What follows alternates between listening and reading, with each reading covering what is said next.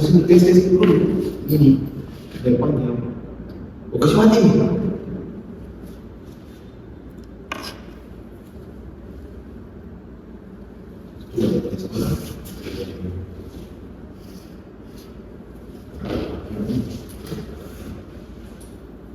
Ayo.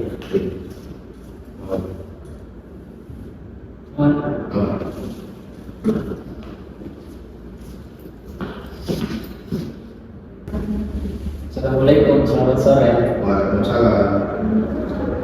Bagaimana kabar Khairil hari ini? Alhamdulillah baik, Kak.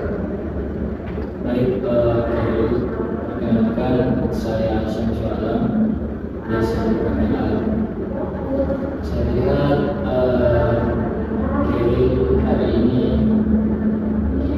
memakai PDH dari kegiatan organisasi ya? Iya. Baik, saya kira kehadiran Anda di sini karena ada yang mengusik pikiran Anda. Iya, betul. Saya ingin bercerita tentang masalah yang ada di pikiran saya.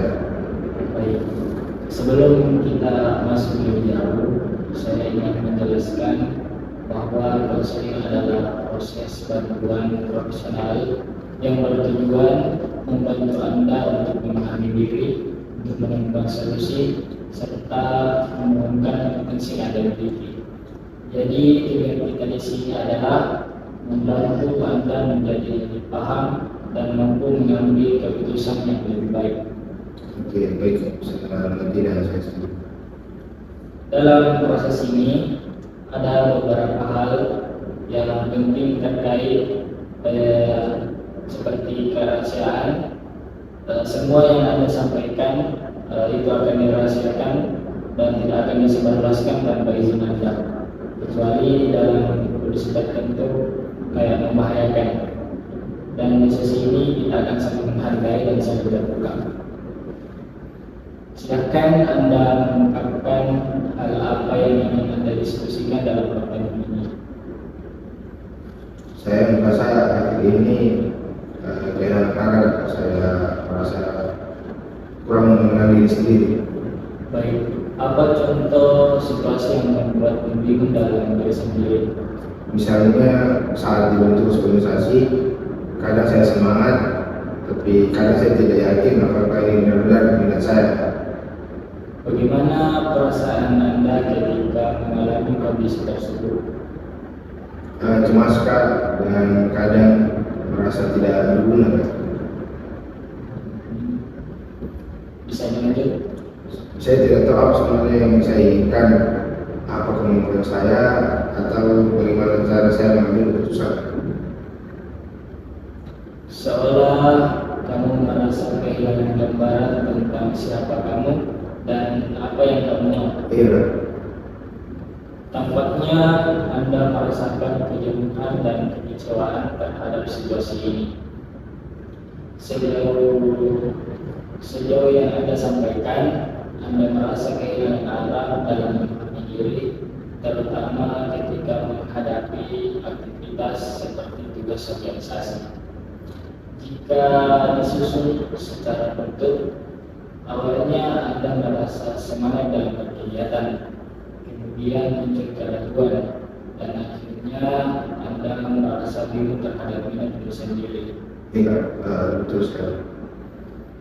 Dari beberapa hal tersebut, yang paling mengganggu tampaknya adalah kebingungan dalam mengenali diri, kemudian diikuti rasa cemas, dan diakhiri dengan rasa tidak percaya diri. Iya, saya lebih sering merasa bingung. Anda menyampaikan bahwa ketidakjelasan mengenai diri sendiri menyebabkan munculnya kecemasan dan perasaan tidak berharga. Ya, saya sudah di overthinking. Apakah dalam kondisi tersebut Anda merasa cemas atau perasaan cemas yang lebih dominan? Lebih ke cemas, Kak, tapi kadang bersedih.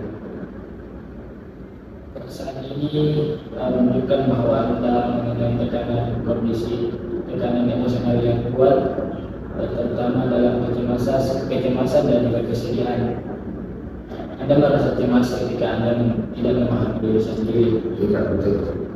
Tampaknya bukan hanya cemas, tapi juga ada perasaan ragu dan kurang yakin terhadap kemampuan diri Anda. Situasi ini akan membuat Anda tidak nyaman, tapi juga mempengaruhi Anda melihat diri dan menentukan arah ke depan.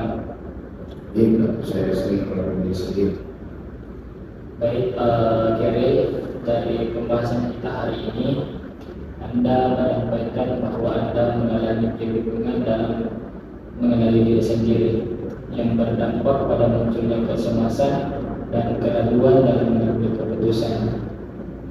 Itu yang saya rasakan. Baik, untuk pertemuan selanjutnya kita akan menjadwalkan sesuai kesepakatan. Terima kasih atas keterbukaan di sesi ini. Semoga apa yang kita diskusikan hari ini dapat memberikan manfaat bagi Anda. Untuk itu, kita akhiri sesi konseling ini. Kita akan berjumpa lagi selanjutnya.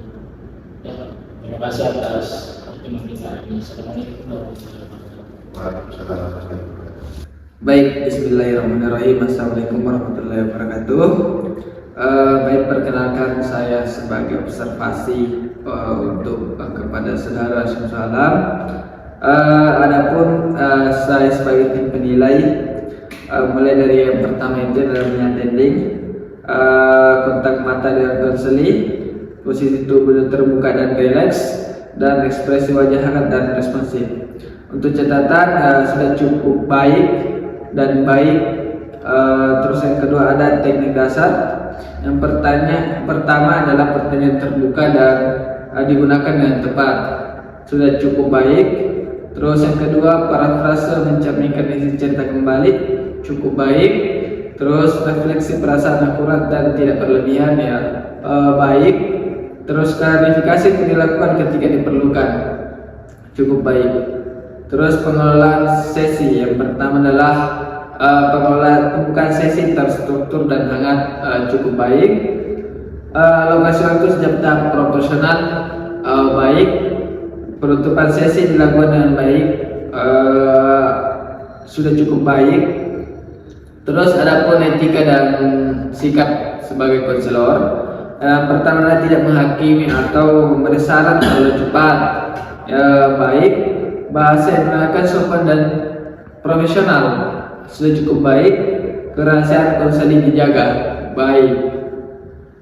Adapun penilaian terhadap ketahanan sebagai konselor adalah konselor ini sudah membangun hubungan dan sikap ramah dan penuh perhatian kepada konselingnya.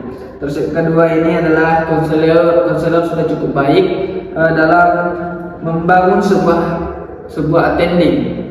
Terus yang ketiga adalah konselor sudah mampu memberikan sebuah penguatan positif kepada konseling. Terus ada pun saran perbaikan kepada konselor. Yang pertama adalah sosok konselor harus perlu meningkatkan kemampuan dalam menggali sebuah perasaan. Terus yang kedua, konselor diharapkan dapat memberikan waktu yang waktu lebih banyak kepada konseling untuk mengeluarkan keluh kesahnya ataupun masalahnya, sehingga dia bisa bercerita dengan terbuka. Mungkin itu saja dari tim penilaian dari saya. Kemudian saya akhiri dengan billahi sabilil haq, wassalamualaikum warahmatullahi wabarakatuh.